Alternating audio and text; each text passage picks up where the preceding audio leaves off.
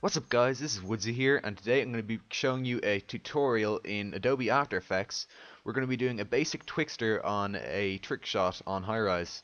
As you just saw there, that was a Twixtor test I did just recently. I love the effect Twixtor gives, the slow motion effect. So without further ado, we're going to get straight into it. So first you're going to want to drag your clip into your Adobe After Effects, and then just drag it right down to the timeline. This will create a composition for your clip. As you can see here, it's highlighted. Right, then the composition basically everything about your clip is goes through the composition. Excuse me. So for a Twixtor, it normally takes around 3 to 4 seconds to do a Twixtor. So this composition is roughly 20 seconds and 5 frames long. So what we're going to want to do is right click on the composition, go to composition settings, change the duration here, and add around 4 seconds onto it. So I'm going to change this to 21, and okay. So now we can say see there are an extra 4 seconds onto the composition. It used to be at 20 and now it's at 24. So that's the first thing to do. The next thing I'm going to do is we're going to set a marker roughly here. This image is where I want to start Twixtor. So I'm just going to, it's just basically so I can easily get to it and I know where it is on the timeline.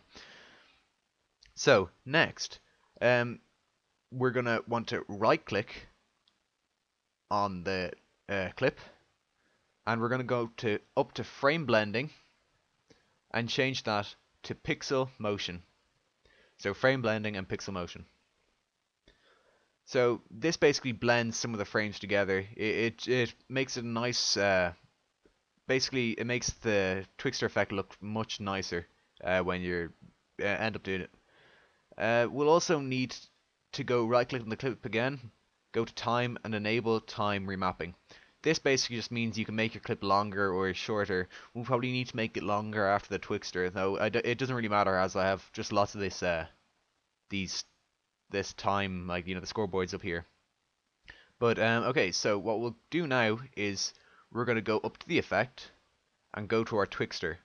It could be in a different folder, but mine says RE Vision plugins. So Twixtor. Now what we're going to want to do is see where it says input frame rate.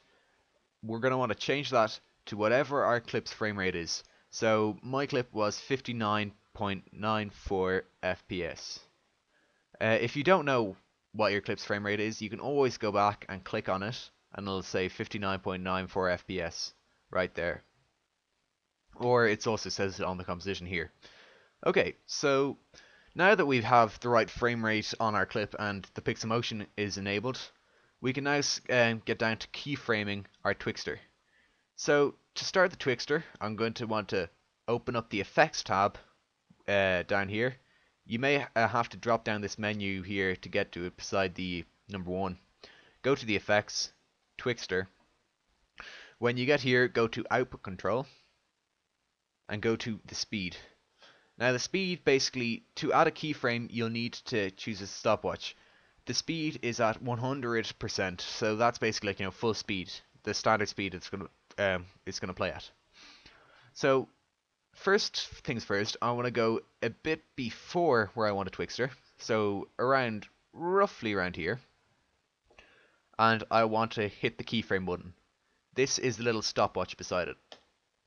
So now that's added a keyframe to that frame right there.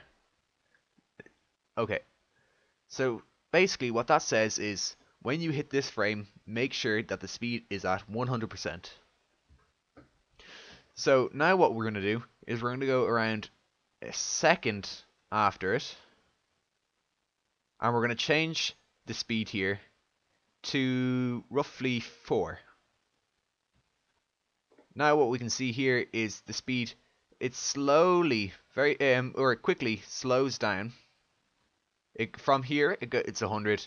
Here it goes to 4. So it's slowing down between those two little dots. So that's basically how keyframes work. It basically tells it here I want it to be 100, or here I want it to be 4. So now there's the Twixtor going into play. We're gonna cut out the Twixtor roughly around here. And how we add another Twixtor, we need to add another keyframe. So to do that, we need to hit the add or remove keyframe at current time button.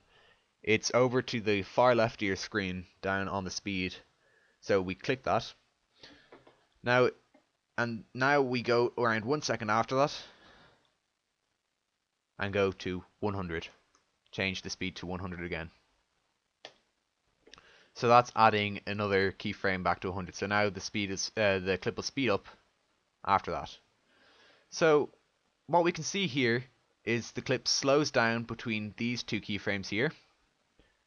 Then it remains at 4 between these two here, and then speeds up again between these two. That's basically the basic Twixtor effect.